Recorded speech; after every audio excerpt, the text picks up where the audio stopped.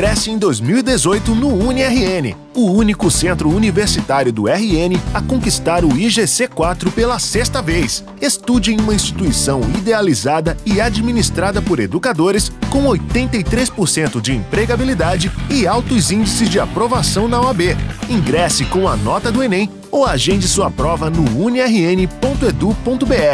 No UniRN, qualidade não é novidade, é o nosso padrão.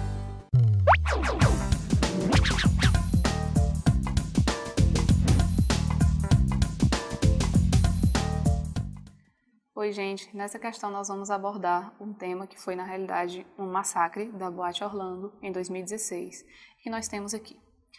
O massacre de 49 pessoas dentro da Boate Pulse, na cidade de Orlando, Flórida, chocou o mundo todo. Exatamente por isso, os representantes dos dois principais partidos dos Estados Unidos, o Partido Democrata e o Partido Republicano, representados respectivamente pelos animais à esquerda e à direita, têm se posicionado a respeito do ocorrido. Então aqui nós temos A Nation in Mourning, Say the Words Gun Control, isso dito aqui pelo burro, Partido Democrata, Say the Words Radical Islamic Terror, falado aqui pelo elefante, o Partido Republicano. De acordo com a imagem anterior, o uso do vocábulo mourning remete, letra A, ao sensacionalismo da mídia que se limita a reproduzir as imagens chocantes do massacre ocorrido em Orlando, B, a indiferença das autoridades americanas que nem sequer se pronunciam sobre o triste episódio registrado na Flórida. C, ao oportunismo dos partidos políticos que se aproveitam de uma tragédia para defender e promover suas ideias. D, a incapacidade do governo americano de aprender as lições que os inúmeros assassinatos em massa podem ensinar. E, ao sentimento de luto do povo americano pela perda de dezenas de vidas inocentes na tragédia da casa noturna Pulse. Então, ao analisar o cartoon, nós vemos que realmente existe a palavra mourning que se refere a luto, né? Mas nós temos também que ver aqui os dois partidos sobre os cadáveres discutindo, no caso, o controle das armas ou o combate ao radicalismo islâmico.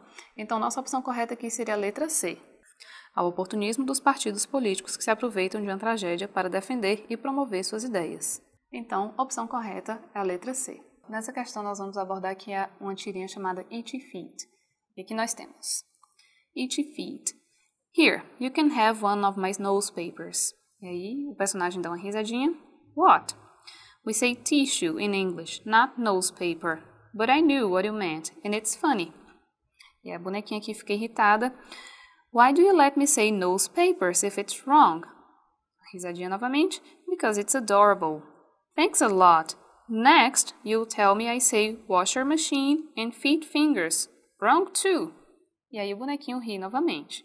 Então nós temos a tirinha semanal Itchy Feet, The Travel and Language Comic, foi criada em 2011 por Malachi Ray Rampen e trata de forma bem humorada e muitas vezes exagerada viagens, a vida no exterior e a experiência de aprender novas línguas. Com base no terceiro quadrinho, a fala do personagem à esquerda, letra A, critica as pessoas que viajam para um país de língua inglesa sem conhecer a cultura de quem vive lá.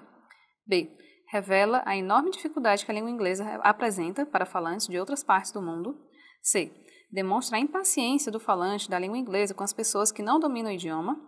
D, ridiculariza aqueles que julgam dominar o idioma, mas que não conseguem estabelecer um mero diálogo. Letra E, sugere que, mesmo não existindo o domínio perfeito do idioma, ainda assim, a compreensão é possível. Então, se você analisar a fala do personagem, nós temos que ele diz I knew what you meant, então eu entendi o que você quis dizer, e assim a comunicação foi estabelecida. Então aqui a nossa letra correta é a letra E. Oi pessoal, nessa questão nós vamos abordar aqui um poema Still I Rise, de Maya Angelou, que ela fala. You may write me down in history with your bitter, twisted lies. You may tread me in the very dirt, but still, like dust, I'll rise. Does my sadness upset you? Why are you beset with gloom? 'Cause I walk like I've got oil wells pumping in my living room. Just like moons and like suns, with the certainty of tides, just like hope springing high, still I'll rise. E aqui, no finalzinho, ela diz: You may shoot me with your words, you may cut me with your eyes, you may kill me with your hatefulness, but still, like air, I'll rise. Então, aqui na nossa questão nós temos Maya Angelou é uma mulher renascentista notável, aclamada como uma das grandes vozes da literatura contemporânea. Sua versatilidade é rara. Ela é poetisa, educadora, historiadora, autora de best-seller, atriz, dramaturga, ativista, produtora e diretora. A elegância e a poesia de sua prosa são ímpares. Essa escritora cativa o público através do vigor e beleza de suas palavras. O eu lírico, letra A, manifesta a sua insatisfação diante de uma sociedade que não permite que ele tenha ascensão cultural. B, revela toda a sua indignação diante do ódio desmedido que é projetado contra ele em todas as ocasiões. C, declara sua intensa revolta por não conseguir destruir os paradigmas vigentes na sociedade moderna. D, expressa sua resignação por não conseguir derrotar o preconceito que as pessoas praticam contra ele.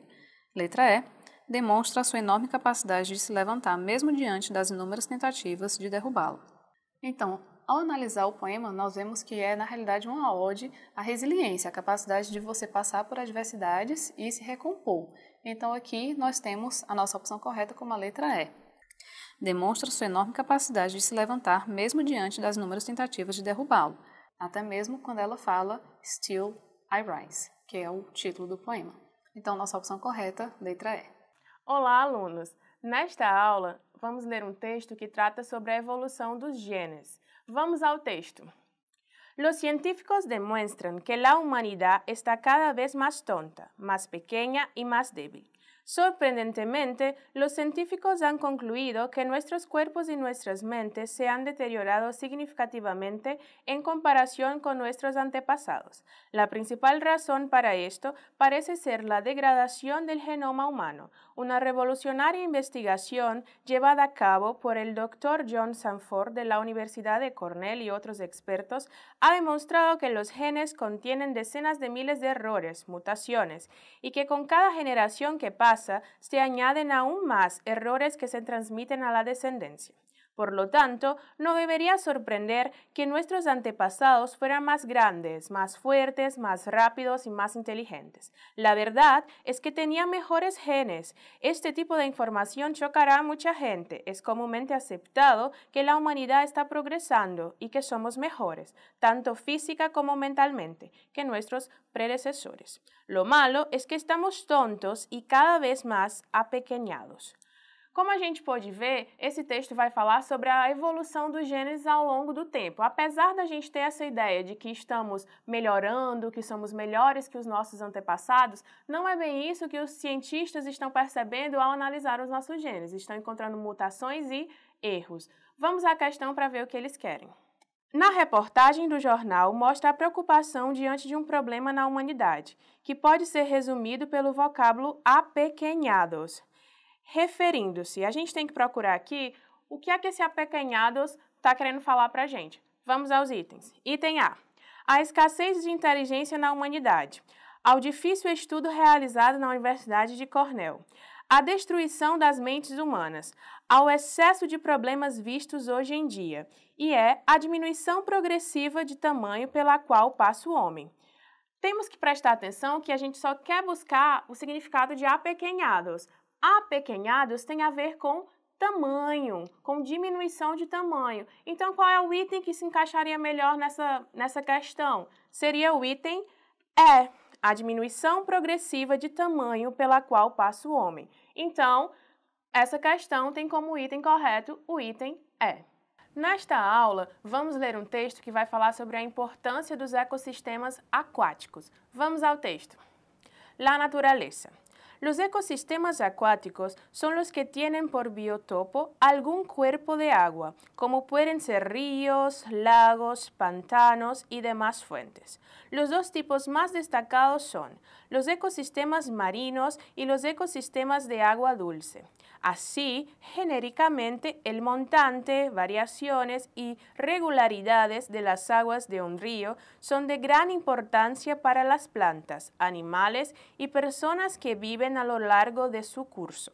La fauna de los ríos es de anfibios como canutillos, gusarrapos, caracolillos, negrillos, mejillones y truchas. Los ríos y sus zonas de inundación sostienen diversos y valiosos ecosistemas, no solo por la cualidad del agua dulce para permitir la vida, sino también por las numerosas plantas e insectos que mantienen y que forman la base de las cadenas tróficas. En el lecho de los ríos, los peces se alimentan de plantas y los insectos son comidos por las aves, anfibios, reptiles y mamíferos. Acerca del agua dulce de los ríos, es preciso tener en cuenta que presenta uma enorme variedade de composição. Como a gente pode ver com a leitura do texto, esses ecossistemas que se desenvolvem nos rios, nos lagos, têm uma extrema importância porque eles não influem só na vida desses animais que moram lá, mas dos insetos, de todo o processo que está ao redor dos rios. Vamos à questão. O ecossistema designa o conjunto formado por todas as comunidades bióticas que interagem em determinada comunidade. A importância da manutenção do ecossistema aquático reside na preservação dos rios, pois, item A, suportam muitos biossistemas. B, trazem salinidade necessária a cada ser. C, atraem grande quantidade de insetos. D, consomem boa parte de peixes. E E, ajudam na reprodução de aves. A gente está procurando aqui a importância. Qual a importância da manutenção desses ecossistemas? Então, qual é o item que vai de fato nos responder esse questionamento? O item seria o item A, porque ele fala que eles que dão esse suporte para que esse ecossistema continue se mantendo vivo, ativo e na natureza. Nesta aula, nós vamos ler um texto que trata sobre os artesãos e o meio no qual a artesania acontece. Vamos à questão. Acolar. Se oye un grito, un gemido, porque hemos sufrido muchísimo, un himno en construcción, con estrofas de grava y de cemento, con versos de arena, cuartetos de varilla conjugada, bajo el ritmo sonoro de las órdenes, una tras otra, de sufrimiento demasiado y las hila el poeta, que mide su gran obra con flexómetro, y la termina con una metáfora de yeso, haciendo mucha artesanía. Como a gente pode ver, no texto, ele vai usar o material que os artesãos usam no seu trabalho para conectá-los com a realidade dele, com as relações sociais que envolvem todo esse processo. Vamos ler a questão. A preposição barro não foi usada no seu sentido literal, denotativo, mas foi empregada para indicar metaforicamente uma situação de dominação e servidão. Tal relação pode ser expressa sobre a forma de: item A, relações sociais dos indivíduos que vivem do artesanato. Item B, confusão na organização da lavoura de cana-de-açúcar. Item C, junturas estimadas entre os países que consomem artesanato. Item D, locais da América Latina que acolhem refugiados. Item E, ações particulares de cada profissional. No texto que a gente leu, como eu já havia comentado antes, ele fala sobre as relações sociais, sobre essa questão da dominação, da servidão, relacionadas ao mundo do artesanato, a essa produção de artesanato. Então, qual dos itens estaria melhor como resposta para essa questão? Seria o item A, relações sociais dos indivíduos que vivem do artesanato. Por que os demais itens não estão corretos? A gente pode ver que no item B ele vai falar de cana-de-açúcar, no item D vai falar sobre refugiados, ações particulares de profissionais no item E. Então, de fato, o item A seria o que melhor responderia a essa questão. Relações sociais dos indivíduos que vivem do artesanato.